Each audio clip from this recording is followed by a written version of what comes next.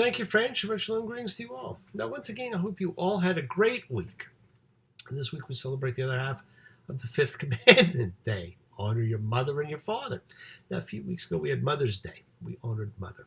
And now we have Father's Day, a tribute to the unheralded and too often forgotten man. It's not time to make a change. Just sit down. Take it slowly. You're still young. That's your fault. There's so much you have to go through. Find a girl. Settle down. If you want to, you can marry.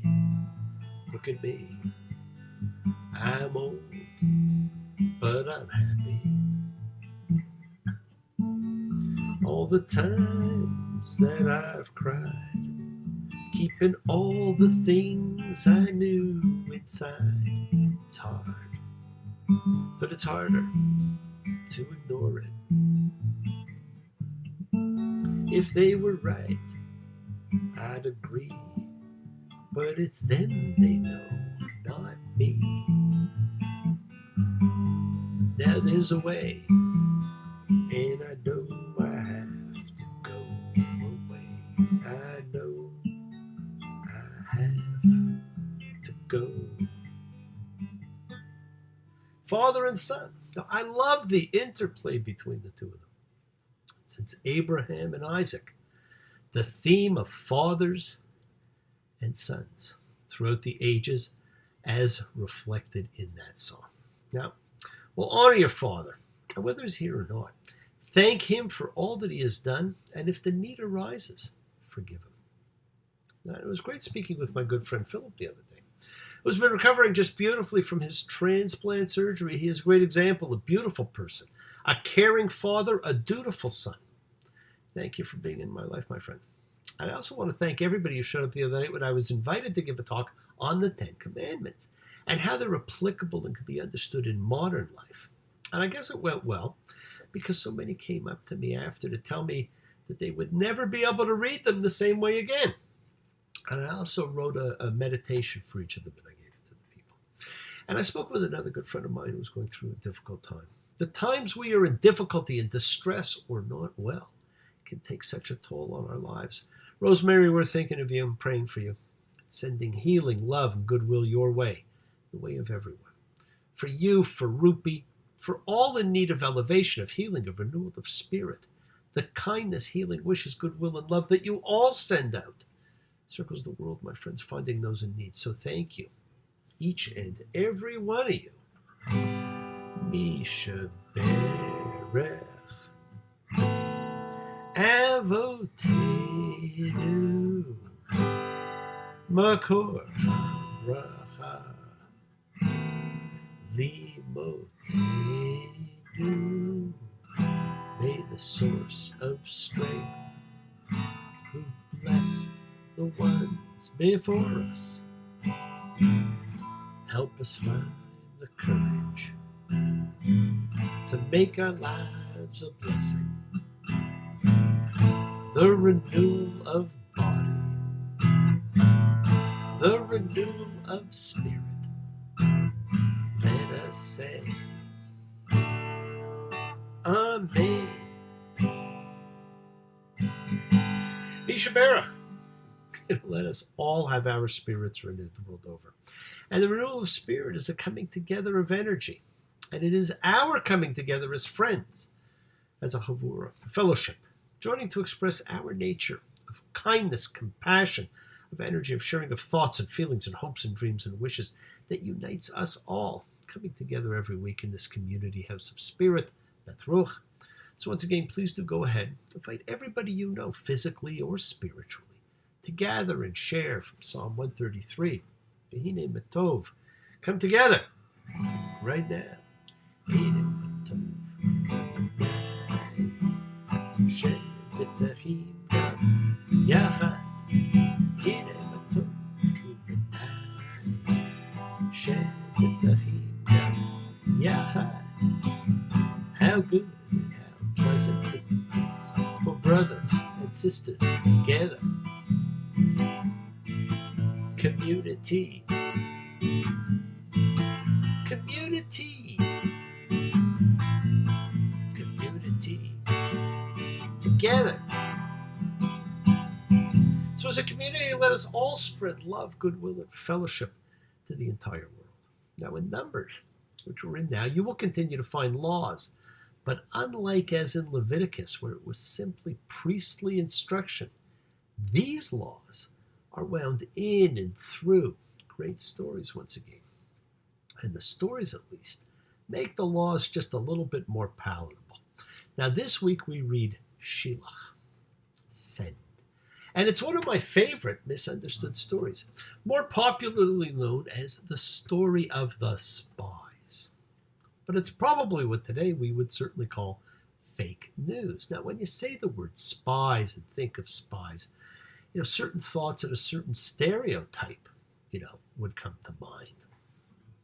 We have spy music.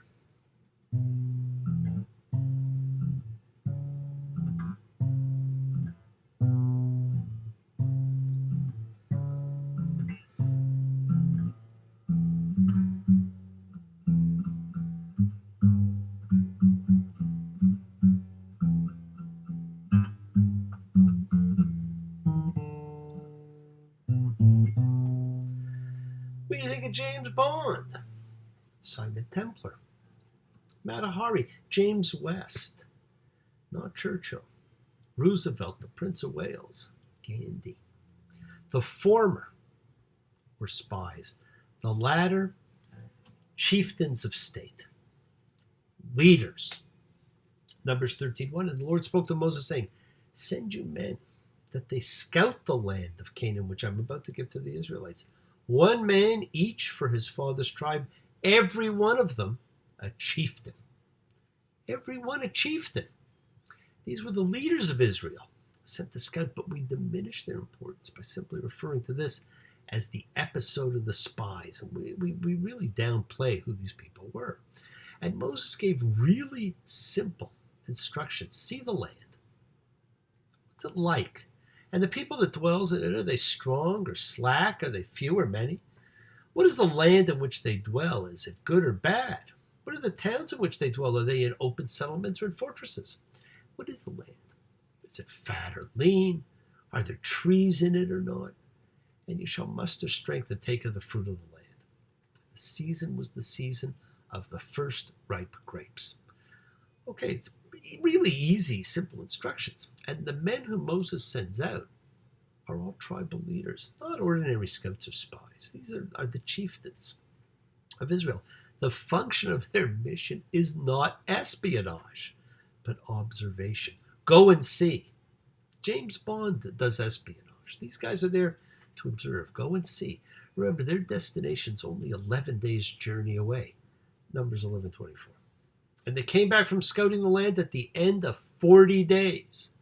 Well, that's a pretty popular number in the Bible, isn't it? But they looked around and they did everything that Moses told them to do.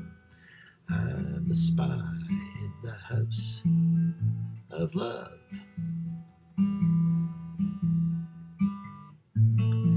I know the dream that you're dreaming of.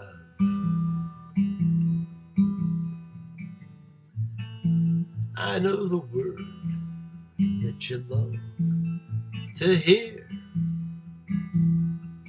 I know your deepest secret fear. The Doors, 1970.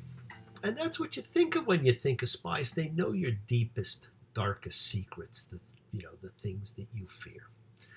And the scouts or the spies do what they were told. They look around and they cut a bunch of grapes to bring back that took 2 men to carry them on a pole. Now that's a pretty big bunch of grapes, kind of Flintstone size. And they report back to Moses, we came into the land in which you sent us, and it's actually flowing with milk and honey. And this is its fruit. But mighty is the people that dwells in the land, and the towns are fortified and very big. And also the offspring of the giant we saw there. Now remember, we met the giants way, way back in Genesis 6 when we quickly read past the paragraph describing them because they don't quite fit biblical history. but they are beings we do encounter every once in a while. You see, the huge creatures known as the Nephilim, the legendary man-god hybrids mentioned in Genesis 6, 1-4, come up in a chain of references that are spread far apart throughout several books of the Tanakh. Their origin is explained in the beginning of the Torah in the story of the sons of God, who have relations with human women and give birth to the giants. And it is these widespread references which form some of the many stitches that bind the Tanakh together as a continuing story in a way that we don't realize if we don't look at it. And Caleb silenced the people around Moses and said, "We will surely go up and take hold of it, for we will surely prevail over it." But the men who had gone up with him said, "We cannot go up against the people, for they are stronger than we." Friends, this is a defining moment in history. This is when fear, when old patterns, the ones we each carry, rise, and we have a choice: succumb to fear again or forge ahead. Fear, the destroyer of life. Numbers 13:30. And they put forth an old report to the Israelites of the land that they had scouted, saying, "The land through which we passed to scout is a land that consumes those who dwell in it. And all the people whom we saw in it are men of huge measure. And there did we see the Nephilim, sons of the giant from the Nephilim. We were in our own eyes, like grasshoppers. And so we were in their eyes." Well, the spies confirmed the land indeed is flowing with milk and honey, but it's seen here in these same words as a kind of death trap. Even if the Israelites were to succeed in obtaining a foothold and themselves become dwellers of the land, it would consume them through devastation and warfare. But it's all lies. So what's the episode about? What is, my friends, the great measure of leadership? These are the leaders of the Israelites.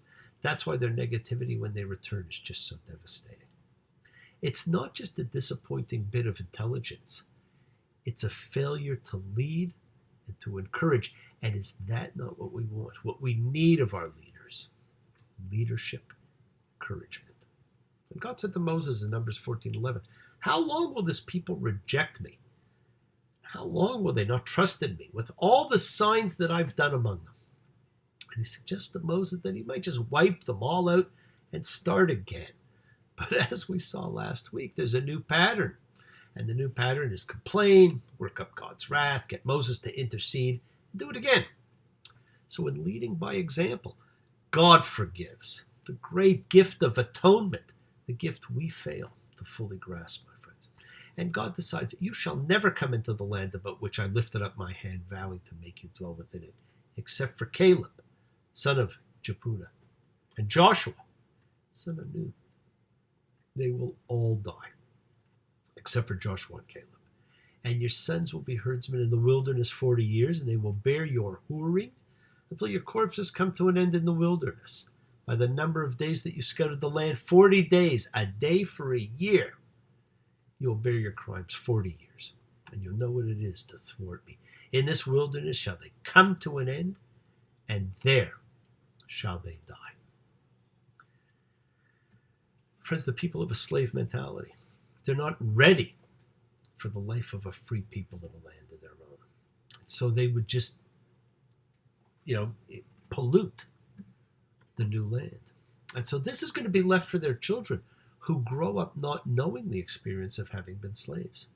An entire generation's experience is not easily reversed, so they have to be wiped out. In our own age, we see the impact on the lives of survivors of the Holocaust, where some become more religious, some reject religion, some cannot speak of it, and some speak of it constantly.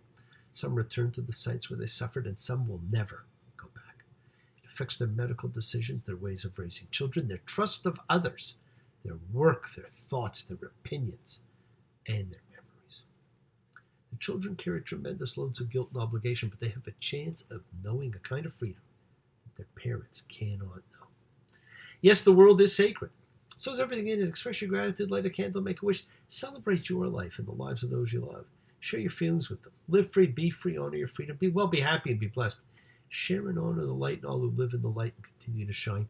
Continue to send everybody you know goodwill and love. Pray for peace and freedom for everyone, an end to terror and hatred. Remember, friends, we are a community. We learn together, we celebrate each other, we love each other. We share this ride together, men and women equally. Let us send out love, not fear. Send out peace, harmony, good healing to all who need it. Please do learn to forgive, learn to love. Open your hearts and honor the relationships of your life. Tell those you love that you love them. Take advantage of the time you have. Enjoy the journey. We take the twists and turns and the patterns that weave through the fabric of our lives in our effort to grow, to learn, to be, to love. So please do love. God bless you all. Have a fantastic week, a week of love and light, a week of peace. Keep working on manifesting your year of freedom, your new life with all its new opportunities. Remember, we set in motion everything that happens in our lives, our intention, our cause, our effect. Everything is linked. As I've said, you always have time to forgive and to be forgiven. You do have the knowledge of what is good and bad, so acknowledge what you've done wrong to yourself, to God, and to any person you have wronged. Ask forgiveness. Do so with sincerity, accountability, vulnerability. Forgive those who've hurt you as you learn to be forgiving and be compassionate. And do not stop your journey. Do not stop moving towards your promised land. Keep on dreaming, keep on being, keep sharing, keep shining, keep teaching, keep spreading joy and goodwill. Do not follow fear, follow love. It's always there in front of you. And remember to have faith, an unwavering adherence to principle, just as I have faith in the principle of love and all of you. Now, please do act with purity of heart and mind. Despise none, defraud none, hate none.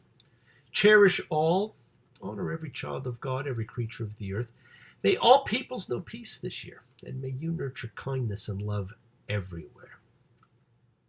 Work to be present in the body, my friends. Expand the heart, quiet the mind, because the deepest source of real power lies in consciousness and our ability to be present in all circumstances.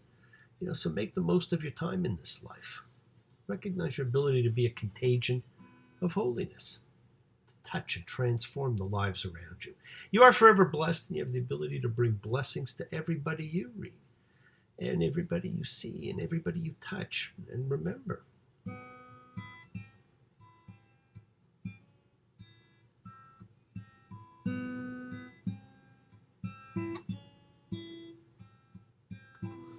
there's a man leads a life of danger. To everyone he meets, he stays a stranger. With every move he makes, another chance he takes, odds are he won't live to see tomorrow. Secret agent man, secret agent man, they're giving you a number, taking away your name. Now that was a spy. Enjoy life, spread the blessings of God, embrace love, not fear, forgiveness, not anger, the great lesson of leadership. I'll be there for someone because someone is always there for you, whether you know it or not. Be happy, be healthy, be helpful. Be kind and be loving. Happy Father's Day. Until next time, Shabbat Shalom and blessings to you all. Take care, my friends. Goodbye.